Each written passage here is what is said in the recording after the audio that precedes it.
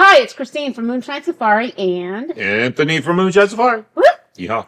Just as a reminder, I'll do it this time on the right timing. We have spoilers for both the books and the shows. If you don't want to be spoiled, you shouldn't listen, but you do want to be spoiled, so you should listen. Spoiler, no spoiling. Spoiler, no spoiling, although it's not really spoiling to me. I kind of like spoilers personally, but that's just me. Anyway, last time at the ranch, we reviewed episode 6 of Stars, which covered chapters 12 and 13. And this time we are going now into chapter 14 of Outlander, the first book in the entire Outlander series. So Claire had recently had her interactions with Blackjack Randall, and Dougal had decided that the only way to fix this whole thing is for her to get married. And she's going to marry, shock of all shocks, Jamie. Frank who? And I think it's been, if I remember correctly, it's been about 6 weeks theoretically since she came through the stones. So wow. we're not 6 talking weeks, years. already got a new one picked out. Wow. Got him rustled in, or however they say that. I don't know how to say that. Rustled in. I don't know. I'm not a cowboy. There you go.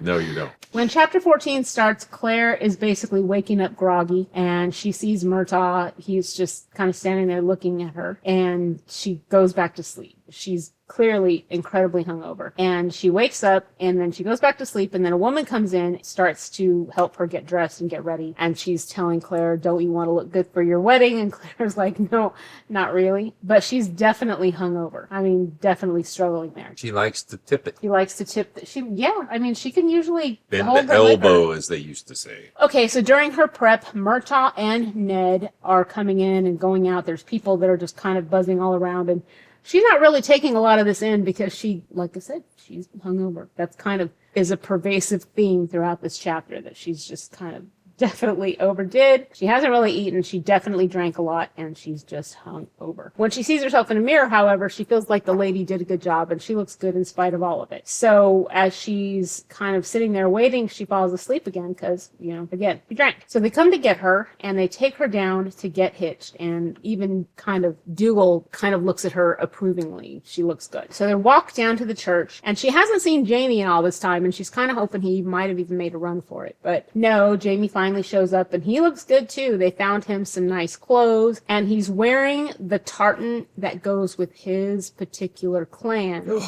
I know. And Dougal's like, are you crazy? And Jamie's like, I thought you wanted it to be legal. I needed getting married in my name and with my identity. And so this is kind of where you see a little bit more back and forth between Jamie and Dougal, because Jamie definitely challenges Dougal. And so Dougal just whatever, Jamie, let's just get on with it.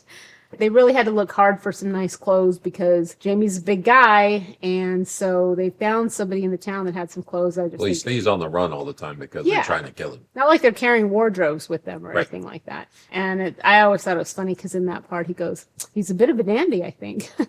So I thought that was clever. It's like, because most of those guys are just wearing rustic, like well-wearing clothes. Yeah, they're just wearing a great coat usually. Yeah, things that are going to work. Yeah. It's not frilly. Claire kind of describes the Highlander dress, and she's very impressed with the way Jamie looks. She said a Highlander in full regalia is an awesome sight, and she thinks he looks good. She does.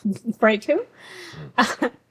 Jamie pulls out some pearls that he gives to Claire, and Dougal's not real happy about it. He says those were your mother's pearls, and obviously Jamie's mother was Dougal's sister. Right. And Jamie goes, yeah, they were, but now they're my wife's. So right. Hello. Away. I mean, what do you want? Go away. He's still very possessive. So that's a spoiler alert for the future, because there's some stuff that he's been telling Jamie that's not quite true.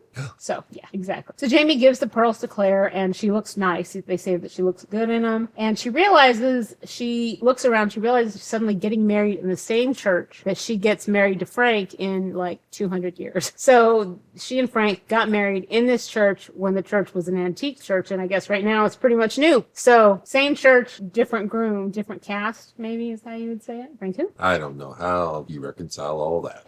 I don't even know how your brain would take it in if you wanted to. So she freaks out, and she tells Jamie. You just get married to some stranger. Well, that's what happens. She kind of freaks out. Right. She goes, I can't get married to you. I don't even know what your name is. And so for the first time, She hears his name, his entire name. It's James Alexander Malcolm Mackenzie Fraser, if I remember correctly. But they say it a lot. This is the reason I know that name. They say that he goes through his whole name a lot. And she's sort of out of it throughout the ceremony. They're holding hands, and she realizes at one point that he's scared too.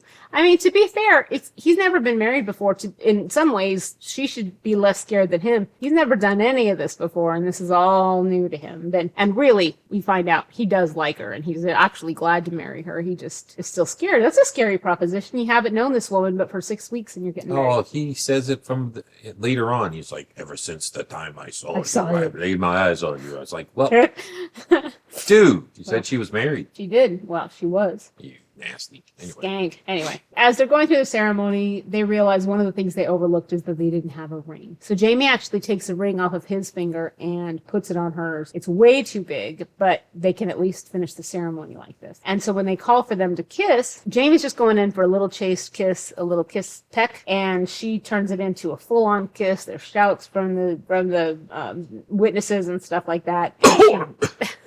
Frank. And she just melted into it. So at this point, Dougal actually takes out a knife, and she's like not really sure what's going on. He cuts them both and then binds their hands together. It's like a blood ceremony. Blood of my blood. Blood of my blood, exactly. She's like, she'd never seen that before, so she was a little surprised by it, and she definitely struggles through it. Jamie has to tell her, repeat these words in Gaelic, because she doesn't know the Gaelic. She doesn't have the Gaelic like they say. Or if you're really, it sounds like garlic. Garlic. Sounds like, do you have the garlic? I don't have the Gaelic. I have the garlic. I don't have the Gaelic. So as they're going back and they leave the ceremony, it's all done. As they are going down the hill, she faints. And she wakes up with her head in Jamie's lap, and basically he goes, is it me or was it the blood or whatever? And she goes, no, actually, I drank a lot and I haven't eaten anything. And it's just, I probably need some food. Oh, that was pretty wild of him to think it was himself. Well, he just did I just look so great? You just fainted. Well, or are you so scared of me? Was it the kiss? I just wondered, when they switch blood like that, what if they are different? What if one they have negative and one has positive? How much I can't would cause imagine an they interaction? get enough of it. Yeah. Make you sick? Also, I mean, what if he has some weird old school infection that hurts, or I don't know. Who knows? Anyway. Like the ancient herp? Yeah. Yeah. The old school medieval ancient. herp. You shouldn't talk about it. You should edit this part out.